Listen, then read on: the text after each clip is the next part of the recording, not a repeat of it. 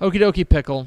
Is there something else we're supposed to do today? Math Tuesday. Oh, is that right? Mm-hmm. It's Math Tuesday. It's Math Tuesday, Pickle. And we're going to talk a little bit about upsets. We're going to talk a little bit about the biggest upsets in UIL Texas high school football in 2021. And what I think is funny about Texas high school football and when it comes to upsets is that, especially during the regular season, probably even through the first couple rounds of the playoffs, because there are so many games going on at once. Because on a random Friday night, there can be 600 games going on all at once. The anatomy of a Texas high school football upset kind of always goes the same. Mm-hmm.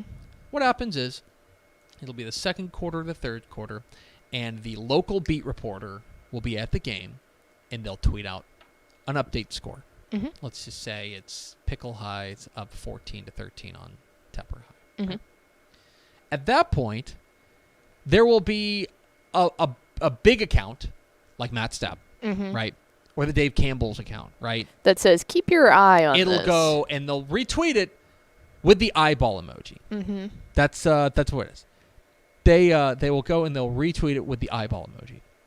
And then suddenly, more people will start to follow this beat reporter, and they'll continue to provide updates. And then, whenever it goes final, everyone goes crazy, and they go, oh my God, look at this upset. Absolutely. It always works the same on a Friday night.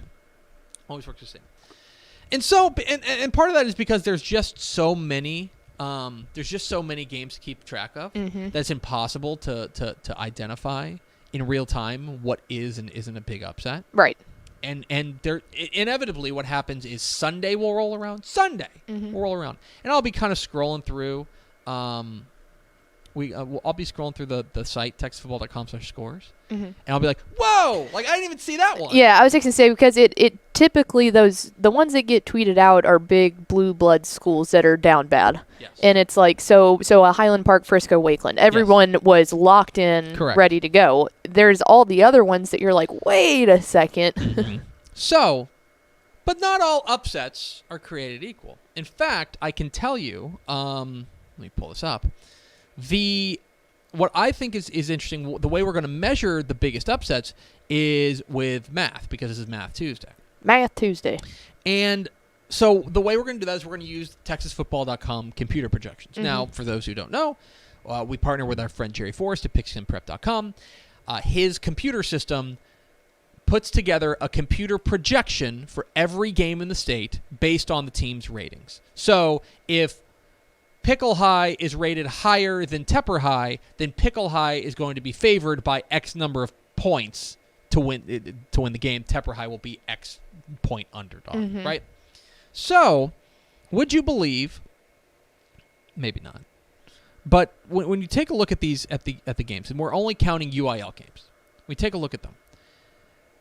We're taking a look at the biggest point projections. Basically, you could consider this where the computer was the most wrong, if you wanted to. So I put together the top 10. These were the 10 biggest upsets. These are the only 10 games that were in Texas high school football this year where the team was a 4-touchdown underdog, and they were able to overcome it. At number 10 was Breckenridge over Jacksboro in Week 1. You're going to notice Week 1 is a trend here. I think it's because one thing you've got to remember is the computer is still figuring things out. We have our preseason projections, and then the computer is taking the data, and they are then they're going and they are adjusting based on the new data, right? So when you've only got preseason projections, all you need is for the preseason projections to be wrong for it to be a big upset. And it might not be the fact that the computer does not take in the fact that there could be this superstar sophomore that we're a quarterback that's like, oh my gosh, this kid can throw. It doesn't know that. And so Breckenridge beat Jacksboro 49-28 back in Week 1. They were 28-point dogs. Also in Week 1, Lumberton beat Columbus 31-19. Now remember, Columbus started the year ranked number 7. They were a regional finalist a year ago. Lumberton was coming off of a 2-7 season. So really, there was ample reason to believe, even though Lumberton's a 4A and Columbus is a 3A, ample reason to believe that Lumberton was a big underdog to Columbus. They were 33-point dogs. They ended up winning that game 31-19. Then you go to week 11. Also 33-point underdogs was Mission. The Eagles of Mission were 33-point dogs. And honestly, it's a little bit easy to see why, because PSJA North was cooking with gas. I want to say, let me see if I can pull this up real quick. I want to say they were undefeated. PSJA North was one of the very best teams in the Rio Grande Valley. They were cruising along. Mission was a team that was just kind of looking to play, not spoiler because they got into the playoffs. They had to win to get into the playoffs, but they were 33-point dogs. Especially the week before, they'd gotten trounced by Edinburgh Vela. Mm-hmm. Instead, they go out there and they beat them 27-21. Big underdogs come away with a big win. Next up, 34-point underdogs. Back to week 1. Harper beat Tehanis 14-7. And another thing to remember about this is that Harper was not doing great going into the year. Okay, they were not doing great coming into the year. They were a team we did not necessarily have high hopes for. Tehanis was a team that was coming off of a pretty nice year, a lot to be excited about for Tehanis, and in the end, Harper was able to spring the upset. So one thing, again, you go back to week 1, not a ton of data. This was a Harper team that was coming off of a 2-9 season. They were able to go out there and beat a team in Tehanis that was pretty highly thought of. Speaking of which, week 2 brought us Axtell beating Bremont. Now, Axtell, this is pretty shocking. Mm-hmm. Axtell was a team that was, 1-8 the year before. And when you even zoom out a little bit further, they were 1-9 the year before. Okay, they had won 2 games the previous 2 years combined.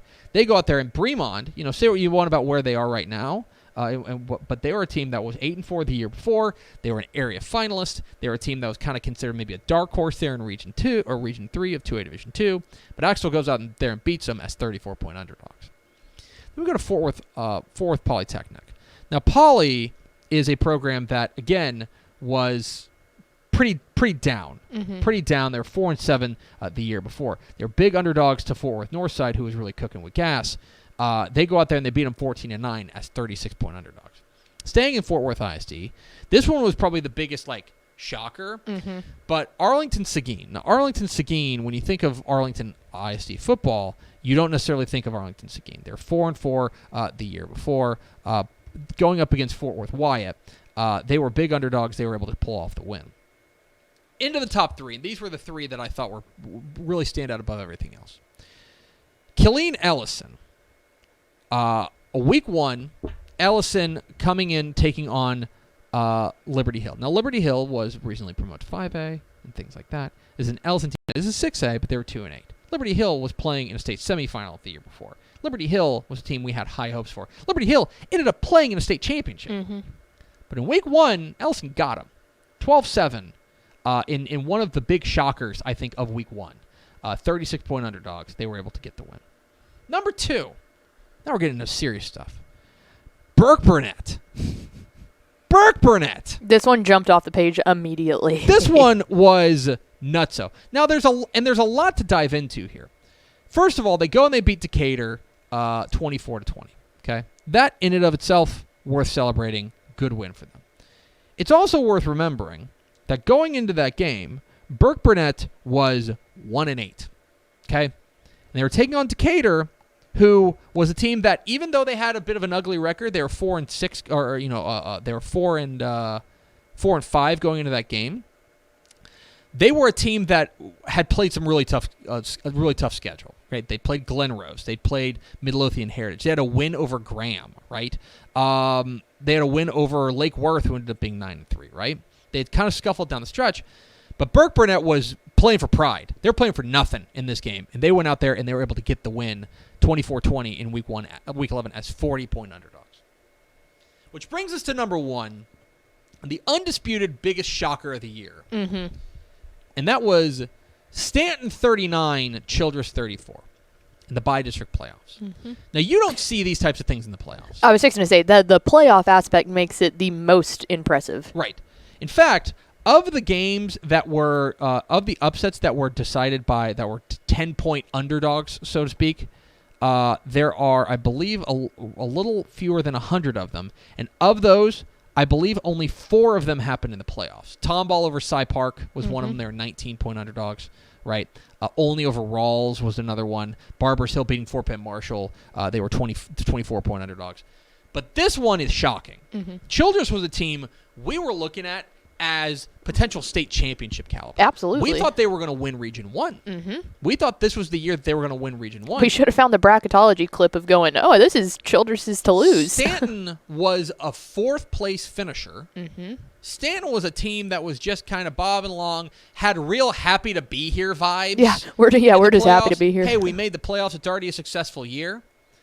In the end, they go out there and they stunned them, 39-34. This is that quintessential upset you see start brewing in the second quarter. That suddenly Stepp and I are tweeting about it. Dave Campbell's tweeting about it. Everyone's tweeting about it.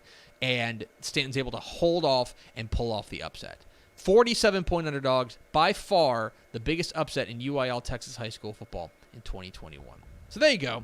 There is your biggest upsets in Texas high school football in 2021. We will get a piece up on TexasFootball.com about that. If there's another one that you think deserves to be on this list, let us know, and I can look it up and tell you how big of an upset it was.